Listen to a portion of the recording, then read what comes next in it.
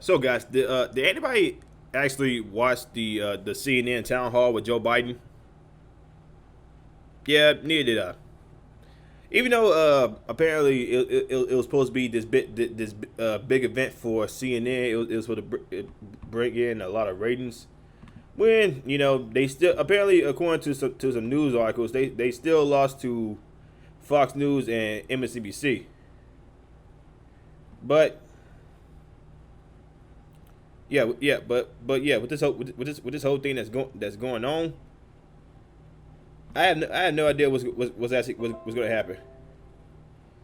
So apparently, um, uh, with the whole town hall that went down, Pete, some people were speculating that they was still deriding Joe Biden. They were still saying Joe Biden is the best president we have ever had.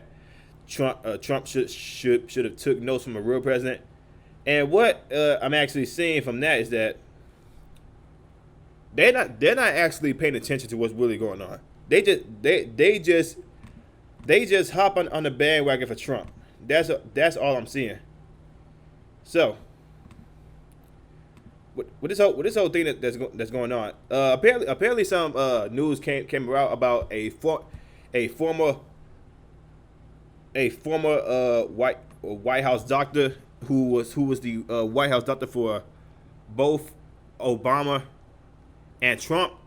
Apparently when he saw that CNN town hall, he was like he went to Twitter and said, "Yeah, there's something going on with Joe Biden, and there's a high chance that before 2022, he might end up get. I mean, yeah, before 2022 or during 2022, he might end up getting the boot."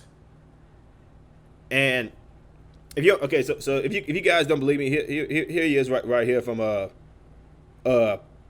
from Breitbart on their website. Former White House Dr. GOP Rev Jackson, Biden will resign or face 25th Amendment national security issue. I mean, yeah. So let's go ahead and check out what he says. Position, Texas Congressman Ronnie Jackson, along with former senior advisor to President Trump, Stephen Miller. Well, you were the medical doctor, Ronnie Jackson, for two presidents, President Trump and President Obama. We have aired tape from 2012, 2016, and 2020 of Joe Biden, and now today. Donald Trump took a cognitive test. He got 30 out of 30 right. I hear it's a very difficult test. I do not think Joe Biden would do well on that test. Is that a fair assessment based on what I'm observing? Absolutely, Sean. And I've been saying this from the very beginning. I've been saying that something's going on here. I was saying this when he was candidate Joe Biden. And I've been saying that it's only going to get worse. And guess what? We're watching that happen right before our eyes right now.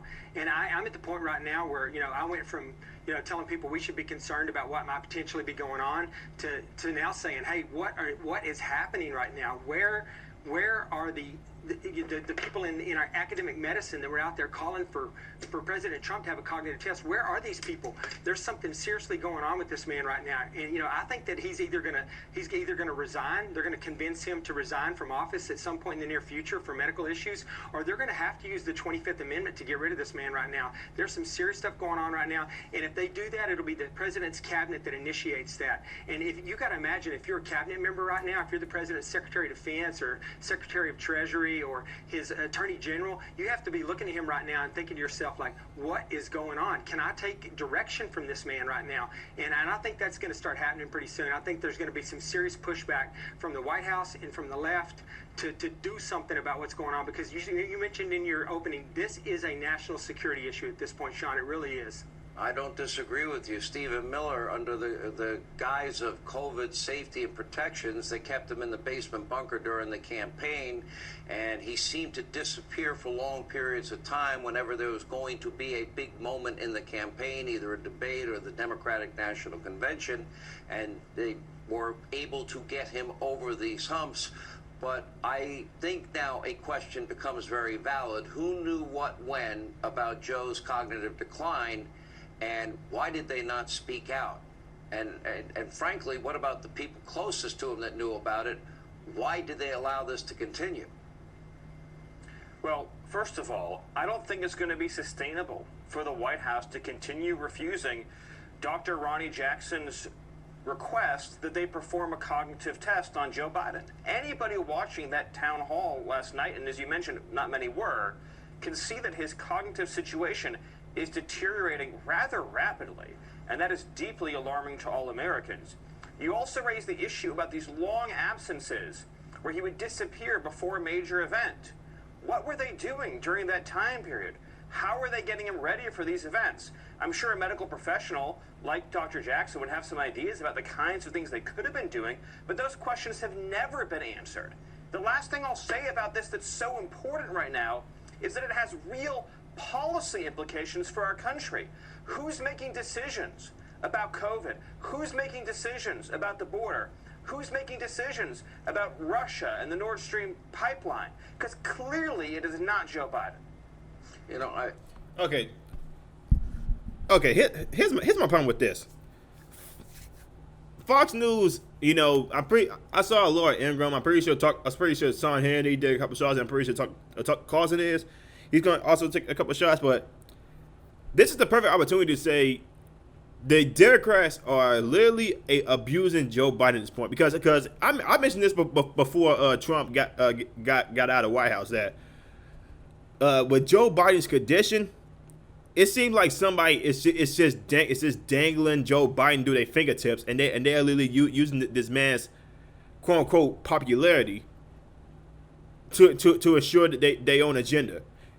My thing is people who have actually been paying attention to Joe Biden, who have actually been watching the whole 2020 presidential debate things and all that stuff, they can see that Joe Biden was not all the way there. This dude has some serious mental problems, especially with his dementia.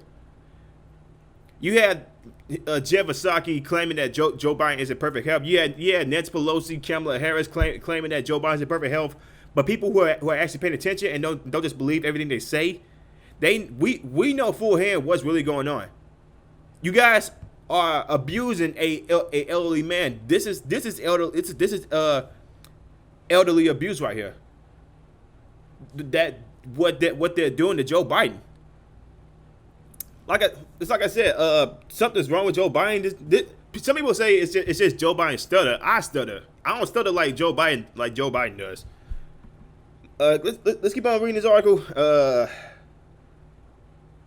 I'm pretty okay. He said that. He said that. He concluded this is necessary. So he said all that. So we all seen. I'm pretty sure some of us seen some of the clips where Joe Biden was basically just babbling out of the mouth with complete nonsense. And like I said, this is Fox News' opportunity to call out CNN, call out MSNBC for basically using a elderly man who's not in stable condition for their political gain. But instead, they choose to just bash on CNN's ratings. This is the problem with Fox News right now. They are gloating about their ratings and how their ratings are better than CNN and MSNBC, which they have every right to. But if you're not actually taking shots at the Democrats for what they're doing with Joe Biden, those ratings are useless because it would still have people voted for Democrats. If they actually mentioned that the Democrat leaders are abusing Joe Biden and they are taking advantage of Joe Biden using his dementia against them, basically everybody knows Joe Biden is not in actual control. They're just using them. If they actually point that stuff up instead of actually gloating and stuff like that about how better they are, they're the better news source, then maybe more people from the left will actually pay attention more. Like, I don't believe I'm actually taking Fox News side with this. They are defending Joe Biden, but they could do that.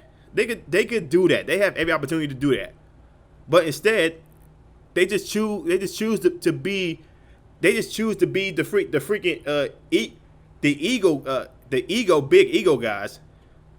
Big ego guys. About this whole CNN ratings plummeting thing, which, like I said, I don't blame them. CNN is trash, and they will keep on continuing to lose ratings. Trump brought in freaking 6, 7, 8, 9, 10 million views a freaking conference. Joe Biden only brought in like 2 million with a half empty stadium. Everybody in there, no mask, but they talk about they'll want to pack the whole freaking stadium. Nobody cares about Joe. Nobody cares about really Joe Biden, what Joe Biden says. But the fact that they're still pushing to abuse this man says a lot about what the Democrat Party is actually for. They don't care. They don't care. They never care about Joe Biden. They never care about you. It's all just just politics, and they play politics smart, but very tragically, because this one party is going to be the death of Joe Biden. Hope, I'm not wishing that upon nobody, but yes, it's going to be they are literally pushing Joe Biden to death. But like I said, man, I'm just one opinion. I'm just one opinion, and Christ, Kamala Harris is going to be our next president in 1 year. Well, fucked. But let me guys know what y'all think about this in the comments below. If you guys know what I'm saying, like, comment, subscribe, share the video. I will see y'all next one. Peace.